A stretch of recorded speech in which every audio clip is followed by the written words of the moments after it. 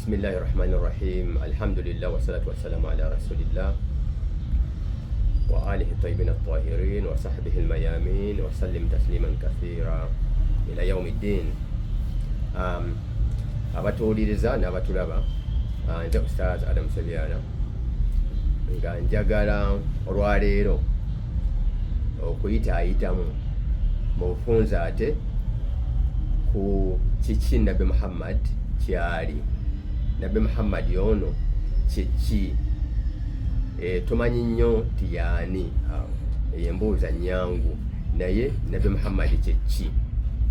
Tugenda kuyita mu bwangu nnyo kubanga ndowooza omutwe ogwo gulaga obuziba bw'ensonga. Oba ogendako mu buziba, ekyempulira batakozesa ennaku zino nti irimu ey'obuziba, kati oba ogenda mutambuliza mu buziba. Mahiya, nabbi ono kiki?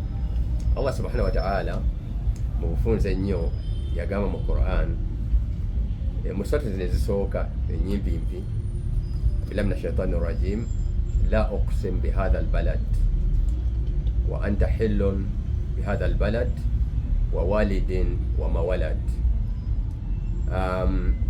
Ensonga nnene tenneetaagisa na kumala kulayira okuba nti nnyimizaawo obunene bwayo ekwata ku kibuga kino omuzalibwa Nabi Muhammad.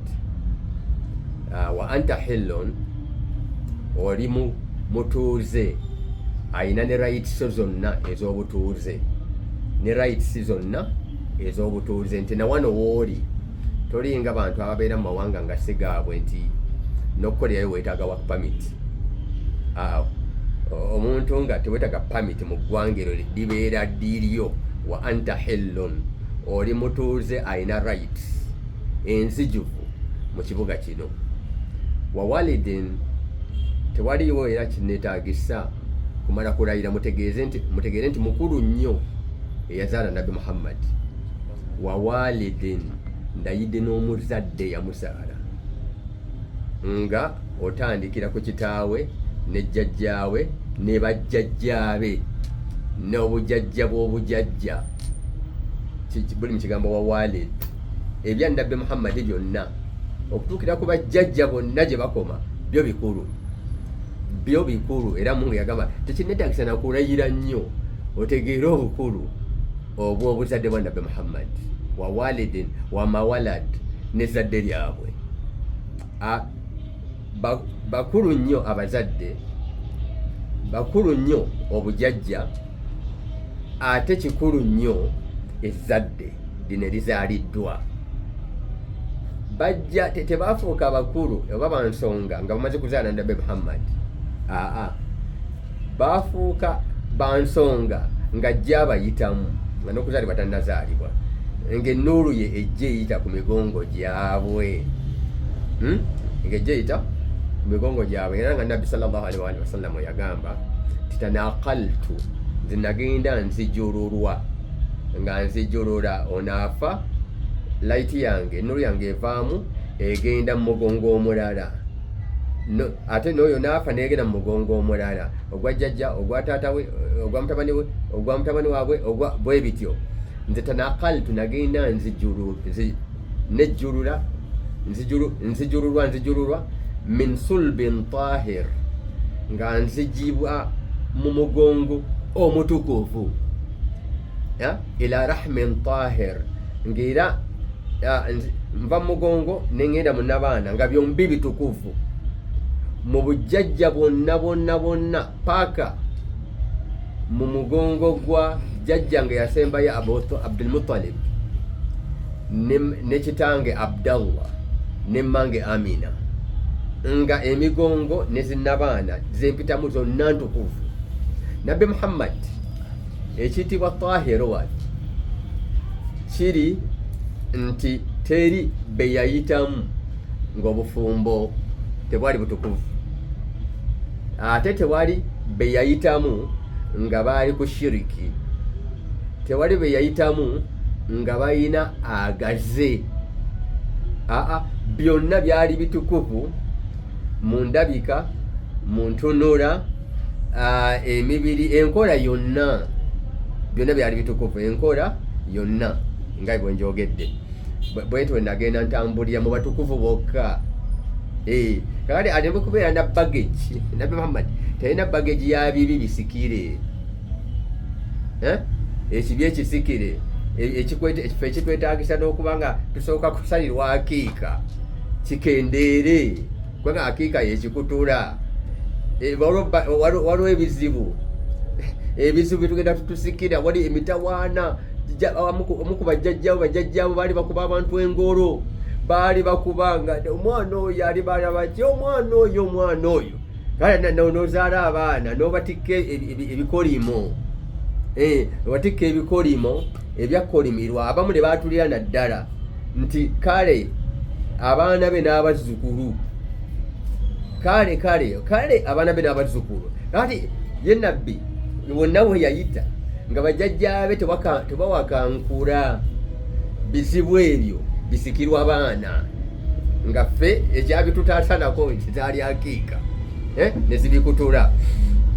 Nabbi ono Muhammad sallallahu alaihi wa sallam nga senadda nnyo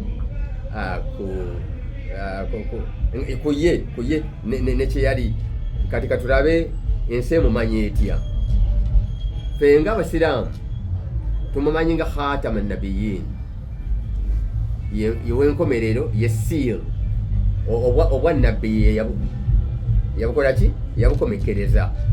Era obubaka bwe bujuliriza obubaka bwa ensomesa y'abannabbi bonna, ensomesa y'abannabbi bonna. Omuntu bw'atawaanya obubaka bwa Nabbi Muhammad aba agenda kutawaanya okuluŋŋamya okuva ku Adamu paka eno gye tuli ku Nabbi Muhammad. Aba ayonoonye n'abyabasooka bonna, kubanga byonna bibye, byonna bibye. Kati totawaanyaamu kubwa Nabbi Muhammad. Abasigadde bonna bannabbi abakolembera nga bakaaba, kubanga oyo yazze okujjuuliriza, atakola finishing ku byabwe byonna. Abamu ne bebatamaliriza ye yabimaliriza Nabbi Muhammad sallallahu alaihi wa sallam. Era obubaka bwe bwasangulawo ku bimu, ku bubaka bw'abannabbi abasooka. Ŋŋamba ku bimu, si byonna. Ate okusangula kuno kyetuyita nasikh, tekusangula aqaid. Bwe muwuliranga nasikh ne mansukh nti waliwo ebintu boyina omu asangula munne ng'omanya asangula eno mu ahkam, eno mu rules, regulations, mu mateeka. Aqaid, enzikiriza tezisanguka. Kasookanga Adamu abeerawo, Katonda ali omu, asomesebwa nti ali omu.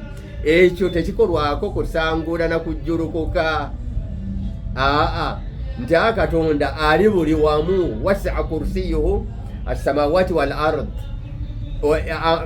Namulondo ye, ekitegeeza amaanyi g'obufuzi bwe geeyolese mu ggulu ne mu nsi. Kursiyo kitegeeza namulondo oba amaanyi ag'obwa Katonda, nti gali mu ggulu naki ne mu nsi. Ate era ago ye Katonda. Oluvannyuma tulinyonyoka Katonda kyeki. Naye ngambe kyoyita namulondo ye yennyini, kubanga ye yennyini era ge maanyi ge. Ebyo tetugenda kugera ku Allah ku ssaawa eno tuko Nabbi Muhammad. Kale ate era obubaka bwe bwajjuza ne bujjuuliriza n'egimu ku mirimu gya ibaada, so gisangulawo. Kuno kwonna kwali kujjuuliriza khatam, nga kujjuuliriza so okusangulawo. Yensonga lwaki bw'ogamba nti swala nga n'oli agamba essaala, kyeki ku byombi muba musaba Katonda. Otegeera, essaala ne swala mwenna muba musaba Katonda. Kakati naye Nabbi Muhammad yajjuuliriza, eba yajjuuliriza neraga obujjuvu bw'okwetukuza nga tonnabagenda mu swala. Kubanga bonna balina essaala, naye ate kakati ffe okugyetegekera twasokka kugyetegekera okulaba ng'ogenda ng'oli mutukuvu, ekifo wosaalidde nga kitukuvu. Kitukuvu mu ngeri ki? Nga kitukuvu mu kukirongoosa okukyera ne sabbuuni ne kitukula, ate era kitukuvu nti omwazimba omuzikiti si wabbe, si wakaayanire. Kandi musobola okukayanira awantu ne muzimbawo omuzikiti. Olwo muba mwategeera, muba mwategeera okujjuliza kwa Nabbi Muhammad nti eswala ye etegekwa bulungi nnyo, netebaamu kantu konna nankenyera yonna. Wakayaniddwa tewazimbwa muzikiti. Era n'okusiiba, Nabbi teyajja nti asanguddewo ekiyitibwa okusiiba, kubanga amateeka age n'ensomesa yajja kusangulawo ebyasooka. La, yajjuliza bujjuliriza. Okusiiba yakusangawo okwaba tusooka ne kujjula bujjulizi. Kwaye Nabbi Muhammad omulimu gwe kujjuza. Otegeera? Kujjuza. Kutiba alaikum siyam, abange kubalalikiddwako kola ki? Okusiiba. Kama kutiba ala ladhina min qablikum, anti nga bwe kwakakata, bwe kwalaalikwa kwaba ababasookawo. Ekyo kikulaga nti tusobola okubaako n'ebitufaananya olw'okuba nti ono tazze kusangulawo, tazze kumenyawo nakkuba eri. Ekyo kye bakola nange nja kikola, naye mu ngeri ejjuuliriza, mu ngeri ekola finishing ebya Nabbi Muhammad sallallahu alaihi wasallam, nti yajja nga yewenkomero mu bannabbi, ate nga yazze okulungiya okulongoosa konna ke baale akasigala tekateredde, mu nkola n'ebigendererwa, mu nkola n'ebigendererwa, mu swala n'ebigendererwa mu kusiiba. Ali ku topu yabe Nabbi Muhammad n'obubaka bwe. Ne zaka, kebere zaka baatoola dda abatusooka, balina n'ekimu eky'ekkumi bakirina. Kaakati olwokuba baali batoola ekimu eky'ekkumi, twajjawo tetwagala kubafaanana, twagala kwefaanaanyiriza ani. Ate kuno si kwefaanaanyiriza. Waliwo ekigambo okufaanana n'okwefaanaanyiriza. Okwefaanaanyiriza kye kyatugaanwa kubanga oba okoppereza. Wabula okufaanana kwe kubanga okola ekintu ng'ekitabo kyo bwe kikulagidde, ogenda okusoma ne ku byabalala nga waliwo ekikifaanana. Kati okwefaanaanyiriza oba okoppa nga wano tewalagirwa ewuwo, ng'ewo tewakiragirwa, ayina otandika okugoberera ebyabalala, okoppereza. Bwe kiba kyatulagirwa eno ne kifaanagana n'ekyabalagirwa, okwo kufa kufaanagana, similarity. Similarity. Ebyo nno ebyo Busiraamu bubyagala nnyo. Bukola ki? Bubyagala nnyo. Okubanga tuyitiriza nnyo, tuyitimusa nnyo ebyo bye tufaanaganya n'abalala. Kebeere hijja okulamaga. Nabo balina gye balamaga. Kale ekigambo okulamaga gyekiri. Bakikola batya? Eyo si nsonga. Ono yajja kujjuuliriza. Ate tajerega kiri ekyasooka. Toba mugunjufu. Omuntu taba mugunjufu. Munnasayansi kakati ali ku digital. Tajerega basooka kuvumbula amasannyalaze mu ngeri gye bagavumbulamu. Ne bagira obuti bati, ne bagira obupapula buti, ani tabajerega. Abo be bamuzaala. Era bawe ekitiibwa kiyitirivu. Yavumbula omuliro, yavumbula ki? Ebyekika ekyo tebabajerega. Babawa ero yonna gye tutuuse biri byebigere byaffe, giri gye mirandira gyaffe. Abagunjufu tebajerega basooka n'akatono. Nabbi Muhammad kyeyasinga okutumwa nakyo era ekigendererwa mu byonna bye yasomesa, akhlaq, mpisa. Akhlaq. Innama bu'ithtu liutammima makarima al-akhlaq. Nze kintu innama kino kyengenda okwogera, nze kyekyantumisa, ekyantumya kino kyengenda okulizaako. Innama bwetegeeza innama kino kyokka nze kyenatumye, kyekyantumisa okukola ki? Okusomesa. Liutammima, najja kujjuuliriza. Kubanga byawe ekikulaga nti nno era abasajja ab'empisa emabega baaliyo senga tebaaliyo teyali gambe nti le utammima nti ze kujjuuliriza le utammima makarima al akhlaq empisa ebikolo by'empisa empisa eza waggulu ekyo kyokka kyekyantumya kaakati mu buli kyonna nabbi kyeyalagira okinoonyangamu hikima okinoonyangamu falsafa mu by'empisa naye hijja eno kati batugamba nti no buli kimu n'emikolo gya ibada mubaamu ebyempisa kati tuba tuyigamu ki ku byempisa kubanga mu hijja temubeera kuyomba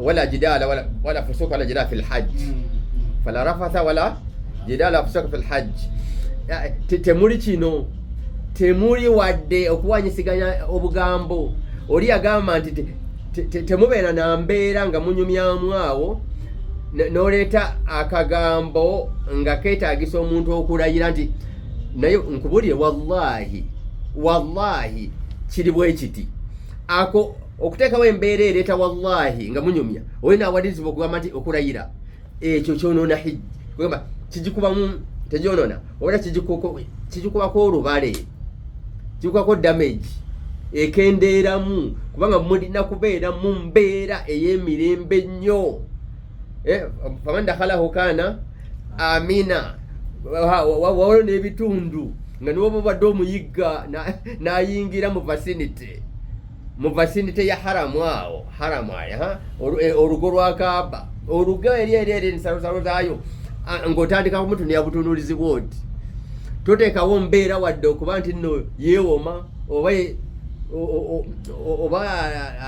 ati afuna entiisa no kati buli kimu kirimu ebyo ebyempisa ebiri mu mirimu gyonna egy'obusiraamu so si bino bye tulimu n'oyimuka n'obaka ebigambo byogera ani mbirungiza ne harufu zigize ne harufu zifulumye bulungi era kakati yange eteredde la omusaazi amaze okusaala mpisa kizayina okuba nazo omusajja amaze okusaala oyo ate yayogera ebyo tava wali ku muzikiti ate omuntu asadde ayogera ebyo kakali awo eswala eba teteredde ikamati eswala eganye okutereera olwo kubanga tekutereezezza eswala kasa tekutereeza eyo ikamati eswala teyimirizaawo eswala girongoose eyimirire eba eganye eyimirira na bikolwa byo mu ngeri eyo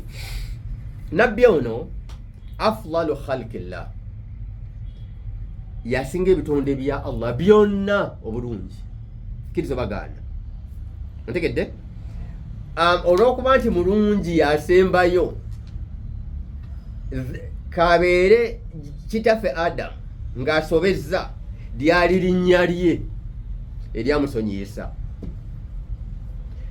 ne ku nkomerero nga bitusobedde olw'amazambi gaffe eri wali ezambi erinnya lya Muhammad eryaligonjoola erinnya lya Nabi Muhammad wa ali Muhammad n'enju ya Muhammad ne bwe tuliba oluvannyuma ennyo ate era ku nkomerero erikwali ku ntandikwa ku nkomerero nga bitusobedde tunoonya batuwolereza nze namundeke nina ekintu kyange kyenakola nange mundeke nagira bwenti amataba negagira abantu nange mundeke nakola kino byonna bigenda kugwera kuba Nabbi Muhammad awolereza ebitonde bihi rasul sayatawassalun tawassul bagenda gikola ku nabbi nga wakati waabwe ne Allah waliwo nabbi Muhammad sallallahu alaihi wa sallam okuva ku ntandikwa paka ku nkomerero Nabbi Muhammad yaliwo. Nabbi ono ekigambo nabbi kigambo kya Aramaic si kya Luarabu wadde era eri ne mu Luarabu kirimu amakulu agogamba nti omulanzi. Ekigambo nabbi kitegeeza omulanzi, Katonda gwabuulira ku binajja oba n'ebyekwese n'abibuulira ku bantu. Nabagamba nti ekiyamo ekiriba tekinnaba, walibaawo kino, walibaawo musisi, walibaawo kino, otegeera ebintu by'ekika ekyo. Isa alijja Mahadi alijja, gundi alijja, omuliro guli vegindi ne gugoba abantu okubatwala egindi. Obonna apocalypse, apocalypse ebintu ebirigwawo ng'enkomerero eri kumpi okutuuka nga si bya bulijjo. N'ennimi eza apocalypse, ebigambo bya ebyo Masihi Dajjal kyeki ebyo nanga biraga enkomerero nti ensi etuuse wetosobokera. Kati ebyo nabbi nga bwabyogera kubanga afuna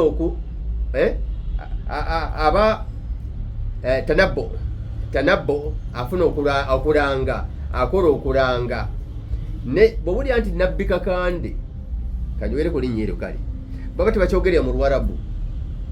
Oluwarabu si lwabwe, tebalwagala dwagala, baba bakyogera mu Aramaic era kitegeeza omulanzi.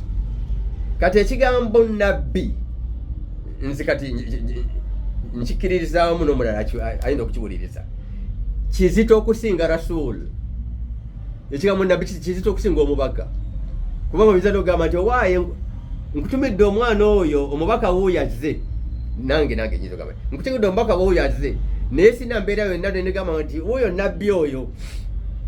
Ontegeera, kubanga kino kizito kya theology, ate kino omubaka kyo kya bulijjo, kiri social mu society. Omubaka wuuyo nti wabawo omuntu naawe omuntu obubaka n'abugira.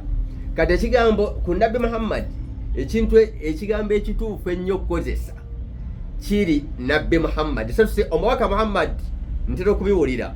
Omubaka Muhammad yagamba sallallahu alaihi wasallam, mbiwulira bwenti okusabula okwo sallallahu alaihi wasallam. Kati ekigambo nabbi kizito okusinga omubaka Muhammad nga byempulira abamu abategendeza bwe boogera. Ummi, annabiyu al-ummi, ye nabbi al-ummi atali mu Yudaaya, ekitegeeza munnamawanga. Kiva mu kigambo umami. Umamu ge mawanga. Annabiyu al-ummi nakino ekigambo ummi kya theology, so si kya sociology. Bwe mba nsoma ku nabbi musoma mu theology era musomesa mu theology, so si sociology. Gwogamba nti mu sociology ummi ye muntu illiterate atamanyi kusoma na kuwandiika, oli mu sociology. Nze nabbi musomera mu theology. Ekigambo ekya ummi mu theology kitegeeza kitegeeza omuntu atali muki mu Yudaaya. Omuntu atali muki mu Yudaaya. Ummi oyo Nabbi Muhammad teyali mu Yudaaya, ali mu bannamawanga. Kuba mu Yudaaya yamanyi nti Katonda yakola abantu mu mirundi ebiri, omwana wa Isirayiri oba ne bannamawanga. Bw'obeera omwana wa Isirayiri obeera Abdullah al-Mukhtar, Omuyisirayiri bw'atyo bw'alowooza, obeera mu ggwanga lya Katonda lye yeeronderawo, abantu ba Katonda be yeeronderawo era abaana be. Naye otuba mu baana ba Isirayiri musaayi oli Gentile munnamawanga.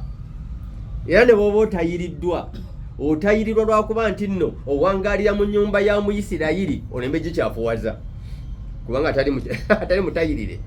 Omuyudaaya agamba nti akyafuwaza wakoze eki, watudde. Kati munnamawanga mbungaffe tusobola okutayirirwa kubanga ako kabonero era ndagaano ey'okutayirira ya Kiyudaaya. Bwe batyo besiba ku Ibulayimu nti waabwe bokka, ne Yakobo jjajja wa muzzukulu wa Ibulayimu nti yazaala bano abaana ba Isirayiri, kuba Yakobo ye Isirayiri. Mu ngeri eyo Nabbi Muhammad ummi teyali mu Yudaaya, yali Gentile. Omubaka ono Muhammad mu kigambo ummi, Allah yagamba nti huwa alladhi arsala huwa alladhi ba'atha fil ummiyina rasulan minhum, yoyo yatuma mu bannamawanga abatali ba Yudaaya rasulan, omubaka minhum nga wa mubo, kubanga nabbi omu Yudaaya nga bwe kyali tasomesa batali ba Yudaaya. abayudaaya bonna bannabbi bonna bali abayudaaya baatumwa mu bayudaaya ng'era bakugamba ne Yesu Kristo senga teyali Pawulo senga teyali Pawulo kusomesa ku bagentile bannamawanga tebalingidde mu Christianity kubanga Yesu yazaalibwanga mu Yudaaya n'ebiseera bye ebyasembayo nga bwe batugamba bo nti okuteekwa ku musaalaba biki okumugjayo amangu nga Sabbaatu ku lunaku olwokutaano Sabbaatu eyingira ku lwakutaano ssaawa 10 kati mbu ne bajjayo mangu mayiti ye nga bwe batugamba ne bajjayo mayiti ye kubanga empisa y'Ekiyudaaya yali tekkiriza mayiti eyo kubaayo kati n'enkomerero yonna okutayirwa kwe yatayirirwa n'enkomerero yonna byonna baamukola mu Kiyudaaya kabeere Yesu Kristo so nno ate Pawulo yagira bw'ati ng'amuyiseemu eddiini ye n'agisomesa bannamawanga simanyi oba yafuna permission ya Jesus Christ oba nedda otherwise Yesu yali baleeta kyayogerwako kubanga ate b'Abayudaaya bamukola ki baamugaana n'okutuusa olwaleero teriyo mu Yudaaya akkiriza mu Yesu by the way wakiri bagamba wakiri bagobera ku Nabbi Muhammad ne batagoberera Yesu ate era kye basinga okuvunaana Nabbi Muhammad kwa kugamba nti Yesu yali mutukuvu era yali nabbi wa Katonda ekyo kye basinga okuvunaana ate ku Nabbi Muhammad come on Omuyudaaya bw'atyo oyatuuka wabula okuzaalibwa kwe nakyogedde ye yazaalibwanga mutukuvu bajjajja be bonna batukuvu bonna okutuuka ku nnyina ne kitaawe era bannyina ne kitaawe tebakolanga ku shiriki Makka waaliyo bamushirikiina waaliyo ne bahanafiyin ontegeera bahanafiyin bebo abaali bakyagoberera obuufu bwa Ibulayimu ne Ismail bwe baleka awo baadinaaniyin ne batandikira ne bajjajja ba Nabbi Muhammad awo wonna wonna buli ateesinza ku sanamu Qur'ani bali babata bahanafite era Qur'ani yamuyita nti tiyali mushiriki buli ataali mushiriki yali musiraamu nga ne nabbi tannasomesa makana Ibrahim yahudiyan wala nasraniya walakin kana hanifan musliman yali muhanafite kubanga muhanafite musliman abeera musiraamu wa makana minal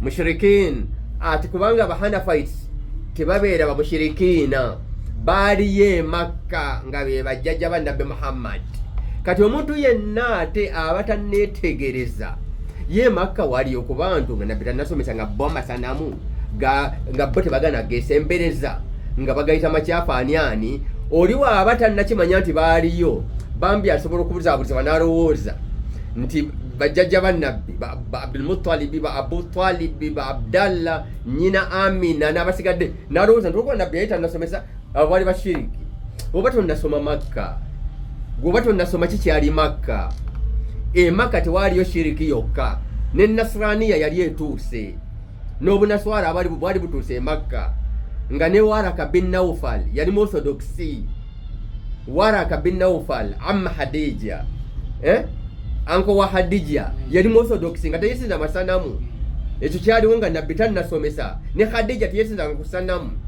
Nabbi tasobola kuwasa Hadija nga mushiriki nga n'obusiraamu tebunnajja Nabbi tannasomesa ku myaka 4 yawasa Hadija yamuwasiza mu ddiini ki eyamugatta n'asoma khutuba yali Abu Talib eyasoma khutuba eya nikah nga Nabbi yawasa Hadija yali Abu Talib oyo mukafiri we wammwe ate kasooka afuwaza atabangako mukafiri Nabbi yagamba nga gw'okaafuwala kati mwegendereze Abu Talib takyalina nekyasalwa ng'omize mukafiri ontegeera naye ate gw'osalwa ng'ofuuse mukafiri kuba Nabbi yakisomesa ali kaafuwaza atali ali kaafuwala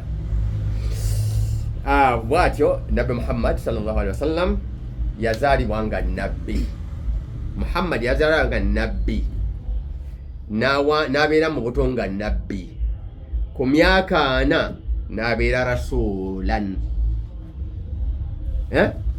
fabu'itha rasulan ku myaka 4 yafuuka mubaka naye nga afunye obubaka yazaalibwa ani? Nabbi. Ennaggalabi atikkirwayo si mulangira, nti tutubadde tutikira kabaka mu tebyobulangira. Awo nno nga bagamba wano abitagaliddemu ebyebuganda. Ennaggalabi tubadde awo twali tutikira mu tebyobulangira. Come on. Mba mumutikkira bwakabaka bwe bujja oluvannyuma. Omu ku balangira afuuka ani? Kabaka. Omu ku bantu abazaalibwa nga balangira atikkirwa obwakabaka. Obwakabaka bwekyo eky'oluvannyuma. Kati kwamba kafaananyi ye Rasul. Rasul kwe nabbi yatikkirwa obubaka ku myaka 4. Butikkirwa ani? Azaaliddwa nga nabbi. Obwakabaka bwa wano n'obwebunyolo n'awalala butikkirwa ani? Azaaliddwa nga ki? Mulangira. Azaaliddwa nga mulangira yatikkirwa obwakabaka oluvannyuma. Azaaliddwa nga nabbi afuna luvannyuma bubaka, nti kati afuuse mubaka.